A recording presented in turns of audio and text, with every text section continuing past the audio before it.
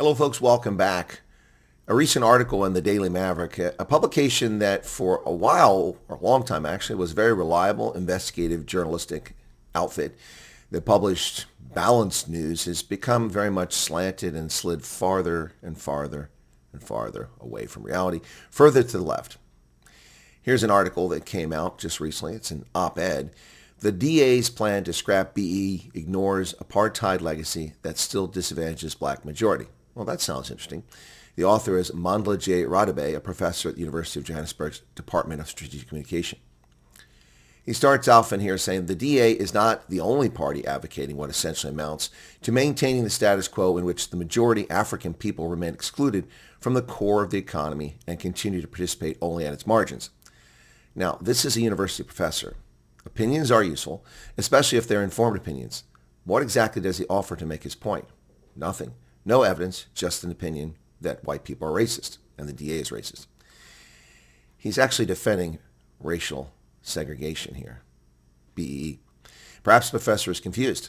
The status quo is not something that the DA or other parties seek. The status quo is broad-based black economic empowerment. He and the ANC are demanding that, not the Democratic Alliance. Another group that has been calling for an end to what it terms the government's racially discriminatory policies, such as affirmative action, is AfReform.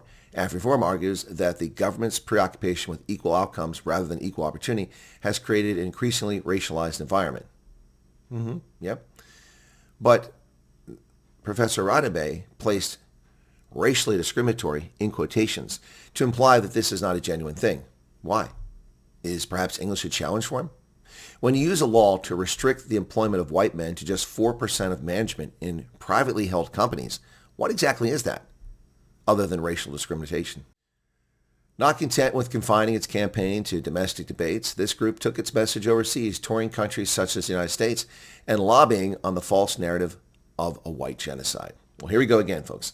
Propagandists on the political left repeating the red herring of white genocide.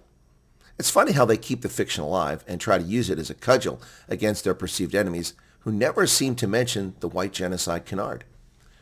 Then he says no reliable data exists that suggests farmers are at greater risk of being murdered than the average South African.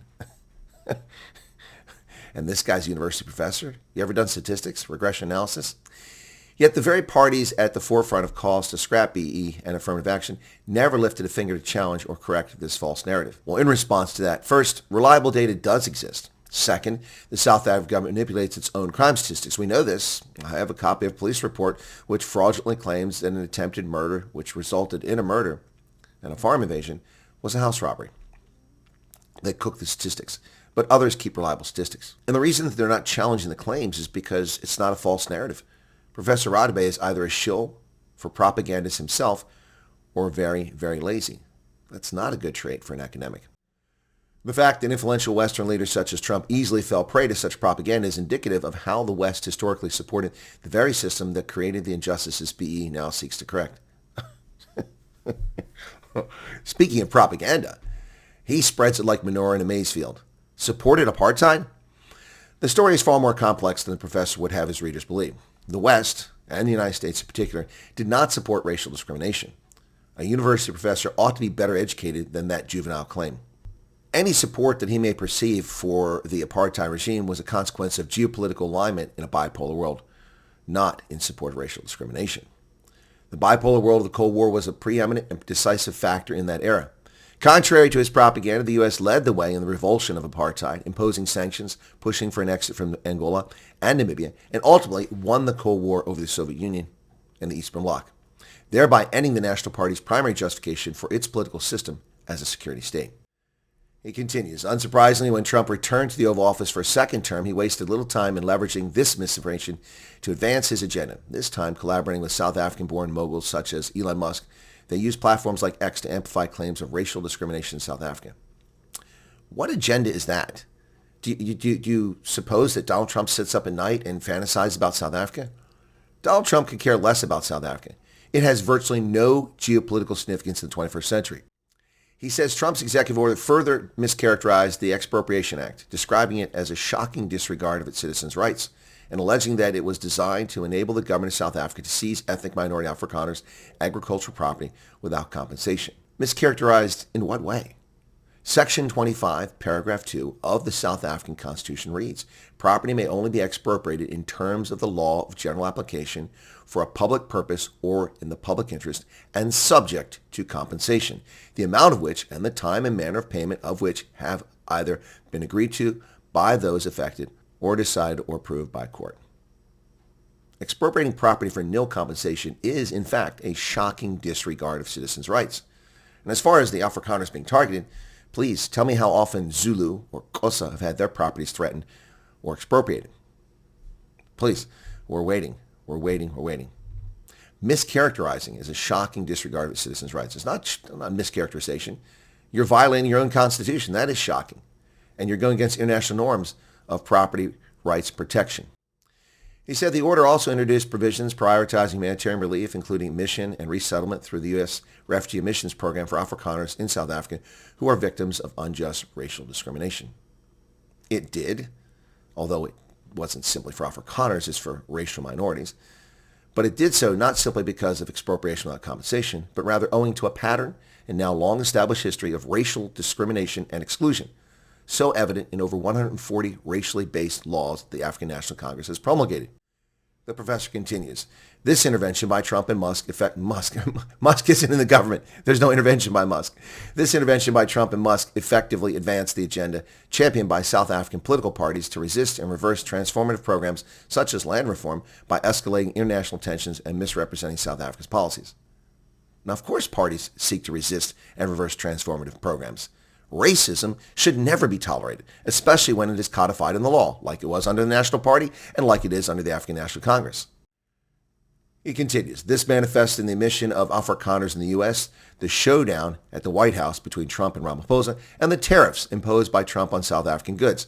This historical background cannot be ignored when discussing the DA's policy proposal, since it provides crucial context for understanding the motives, implications, and potential consequences of seeking to dismantle transformative policies. Nope, 9, yet, not true.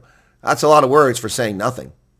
Admission of refugees is not for Afrikaners, but for racial minorities. Now, with that lie out of the way, showdown between Trump and Ramaphosa? Ramaphosa asked for the meeting.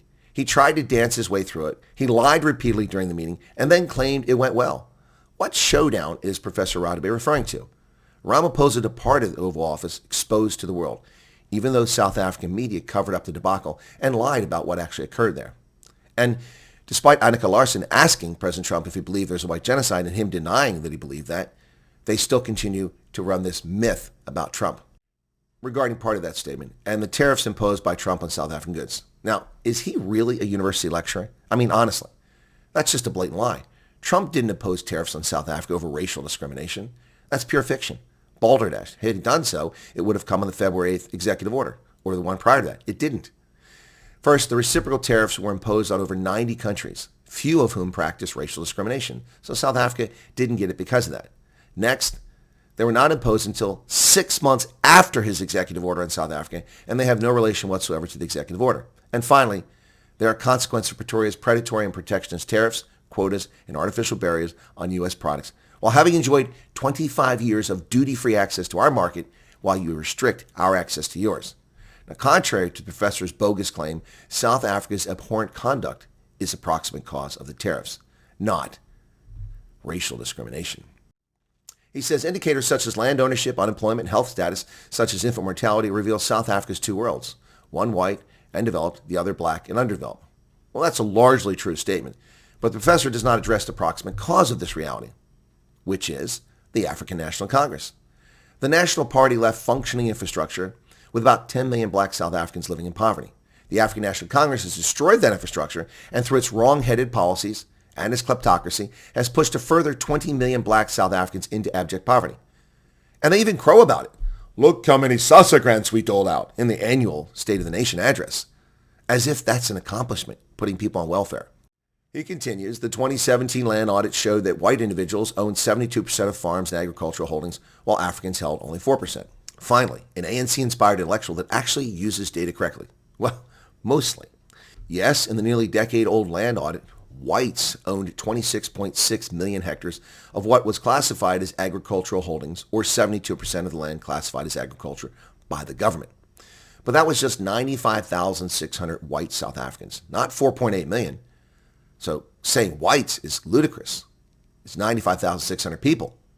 And it was just 53% of the total land owners. Now, their ownership equated to white landowners holding 29% of privately held land, or just 23% of the surface area of South Africa. Hardly the 72% used here to mislead people. But contrary to his claim that Africans held only 4%, in fact, Africans, black, colored, Indian, and white, all Africans, own nearly all privately held land in South Africa. Also, the Inganyoma Trust in KwaZulu-Natal is not part of that calculation. It holds 2.8 million hectares, one-third more than that held by all black South Africans in 2017, thereby, in effect, raising the percentage to about 8% of black-owned land. Not that that's a significant majority, but that's the facts. Additionally, the 2017 report is no longer accurate. Land ownership has changed markedly since 2017, with many farmers, particularly white commercial farmers, murdered or pushed off of farmland, and it's now laying fallow in many cases. So ownership of land has changed dramatically since 2017. So relying on that data is dishonest and disingenuous. By early 2023, nearly 40% of black South Africans were unemployed, compared with just 7.5% of whites. Well, that says a lot about the incompetence of the African National Congress, very little about the apartheid era or the need for BE.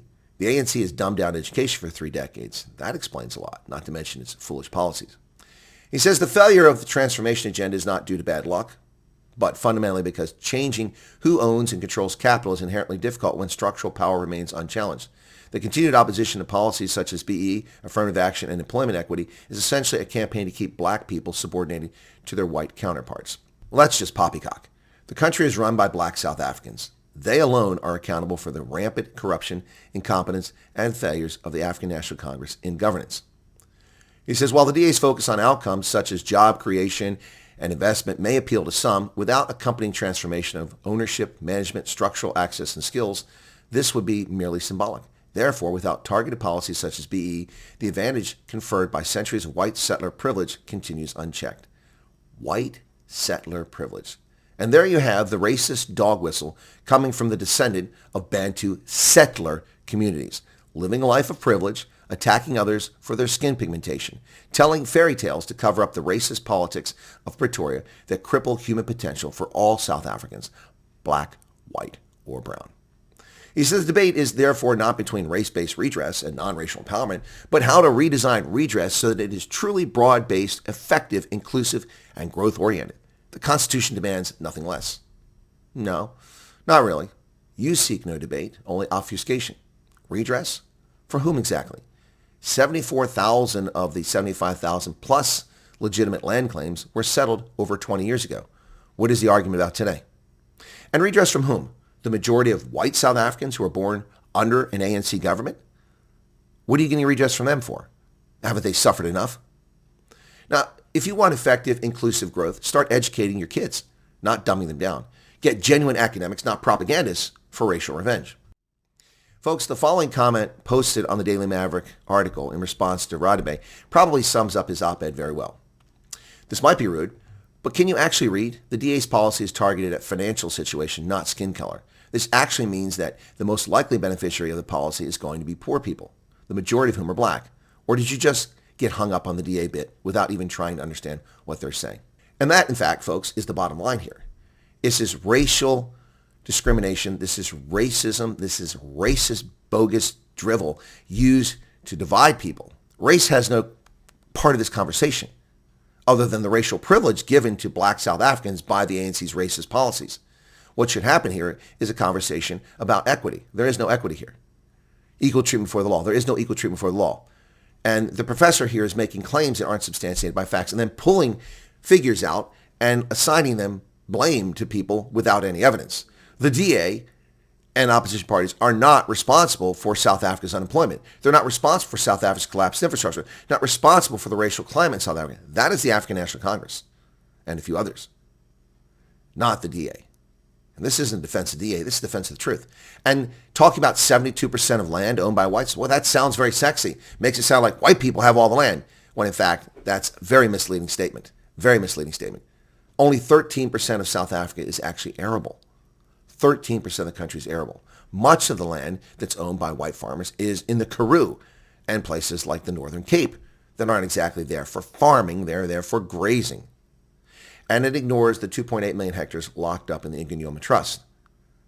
It also ignores the fact that the government continues to sit on farms that it has purchased legitimately and doesn't distribute, or the fact that it doesn't provide extension services, credit, grants, education, training, seed, equipment for aspiring farmers. And most importantly, it ignores the fact that land is not the path to wealth, except for a few small people, a small number of people. Land is not the path. Education, skills, the fourth industrial revolution, that's the path to wealth. Bill Gates didn't own land when he started. Ted Turner didn't own land when he started. They only owned land after they became fabulously wealthy, and then they bought it.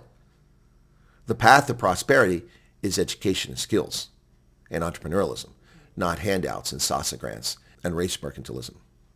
Enough. Professor, this is a shameful op-ed. Of course, he is a professor of strategic communications. And what is strategic communications? Oftentimes, it's propaganda. Getting the government's message out effectively. That's what strategic communications is. Propaganda. Thanks a lot, folks. Cheers.